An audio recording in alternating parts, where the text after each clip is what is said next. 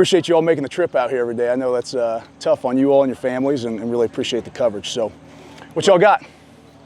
I guess to start off with, well, when you bring a guy like Lance Mason on, in terms of learning, the learning process, just where do you start? Do you have to kind of tweak things in terms of, how you approach it, because the time isn't as long? Well, I think the really cool thing about Lance is, his maturity coming in, he was making a business decision. He knew the work that was going to be required of him. So we met pretty frequently, and when we were actually out on the road recruiting in the spring, Coach Ludwig and Coach Large, our grad assistant and our special teams coach, assistant tight ends coach, spent a lot of time with him just virtually while he was still finishing up school. Then we got here in the summer and we're really ready to rock and roll. But to me, the best thing is he's played a lot of football. So while we call stuff different names and different formations, there's nuance to the technique. He's been exposed to a lot. So he's been well trained in the past, and we're trying to just tighten some things up. But he's come along really well and worked his tail off to get where he is right now. We've seen quite a few screens to your guys. Yeah. It seems like that's been one of the main installs. Just, do you like the fact that that you have an offense that's going to try to get your guys the ball intentionally like that, and then B, what's the biggest challenge for those guys on those plays? Well, I think, it's a lot of fun. I think that you can see the guys feel that. I think you can see, because it is a new screen, it's a new play type for us, so there's a little bit of a learning curve, and we're doing it off a lot of different actions, and you can see the frustration when it doesn't go. But, I think more than anything, it's an opportunity for us to put stress on the defense that, hey, this position that you have to mark, that you have to know about, that they can do a lot of different things in the, vertical passing game, in the short passing game, whatever it may be. But there is certainly a learning curve. There's a lot of nuance to it, and we're trying to find the guys that we think can do that best. So you've seen a lot of people do it, some better than others, and, trying to make sure we get the right folks doing the right jobs. Along those lines, have you seen a different response from tight ends in recruiting when you're pitching this offense and just all the things they can do here? Yeah, the best thing that we have is, we're telling a story to these recruits about what they're going to experience when they get here. And I think as a tight end, as a recruit, that is a huge consideration, right? Tailbacks in every offense are going to get the football, right? Receivers in every offense are going to get the football. Tight ends aren't all created the same in certain offenses. So being able to take clips from practice and get on Zooms or just send in, little videos from a laptop screen, I think is paying huge dividends and getting us in on some high-end guys. With the role that the tight end room plays in this offense, especially with the physicality and the run game, how have you seen that physical aspect kind of progress as we get through fall? I'll tell you, it's the thing.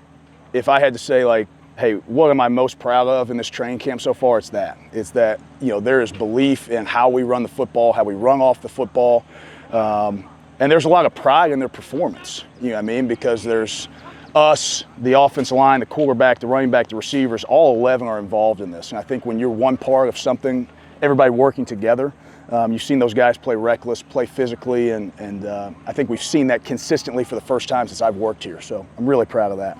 Tucker was dealing with a high ankle sprain throughout the spring. He seems quite a bit healthier now. What have you seen just when he's able to go full go like this? Confidence. Yeah.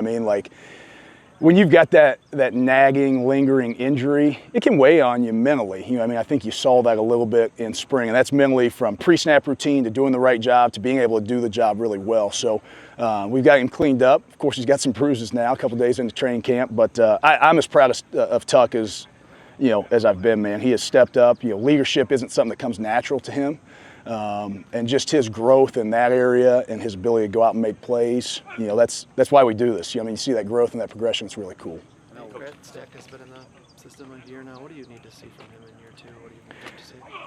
Yeah, something you'll hear in this training camp from our coaches a lot is competitive maturity and that ability to understand that, hey, you're not working with the look team, right? You're working against the first and second team defense, and you're going to take your shots. You're going to lose some of these one-on-one battles, and just understanding that you can't get so down on yourself, because he's a really, really competitive kid, but can get down on himself sometimes when he experiences that. But really, what we need to see from him is consistency, day over day, play type to play type. We can't just get good at wide zone and not be able to run power, or run this route and not be able to run that route. So just kind of creating the breadth of techniques and skills that he has, but really like where he's at right now. I know live reps for true freshmen can be hard to come by this time of year, but when you look at a guy like Emmett Bork and just look at his body type and some of the things he's done in the one-on-ones, is he a guy that's maybe quietly exciting you for the future at all?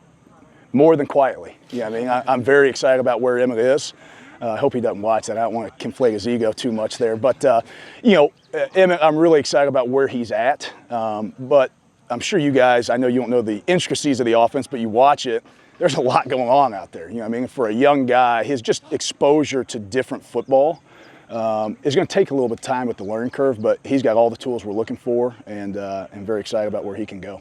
Coach, is there, I talked about Mason earlier, anything that surprised you about him now that you've been able to get him in practice and actually work with him? I'll tell you, when we went back into the portal and we had to go get one, his tape really jumped out at me again. I think the first thing was when you pull up his career, there's a lot of plays there, which you really like when you're trying to evaluate somebody. But what you saw over those 3 years, and we tried to watch all of it, was, you saw a guy who got better year over year, and you could see his confidence growing. So I don't know if I was surprised by what we're seeing out here from him, but I'm certainly appreciative of how he's approached it, and he hasn't backed down. It's a big jump in, talent, right? The guys he's seeing out there are a little bit different than what he's accustomed to, and he set his jaw and went to work and has produced at a high level so far. Say with someone like Tyler Jancy, new to the room, former linebacker. I thought you appreciate Janzy over there. with just how has his transition been, and especially, I mean, I know he worked in the backfield in high school, but yeah. How is it now in the role that he's in? Have you guys ever gotten to talk to Tyler Janzy? A little bit, like he's a recruit. He's a maniac, okay? I mean, he's an absolute maniac. So, hey, I got to learn this brand new thing, offense, fullback, everything he does is exactly to the standard of how we want our guys to do anything, right? And so he is, he'll wear us out with questions. He'll get himself prepared. We're putting him out there just because of, Zy Davis has a little bit of a knee issue right now. So with some of the 3 reps, he's getting some quote unquote tight end work. That's not exactly where we see him. But, hey man, he's catching passes. He's throwing his stuff up in there on 2-back power. And boy, I really like having him in the room. And I think he's a guy that can help us there for sure. And in terms of how you see him more as kind of a, Jackson Aker type, or is that too simple of a? Probably a little too simple. I think Jackson Aker is, he got a lot of talent and a lot of stuff. And that's not to say Jancy's not very talented. He is, but I think when you think about his skill set, it's very much that more traditional fullback location. We're not going to move him around quite as much as you'll see Jackson, but they're certainly being trained at that same spot. Coach, part of what your group is obviously doing is going up against this new defensive front, these Yeah. edges. How has that made your guys better?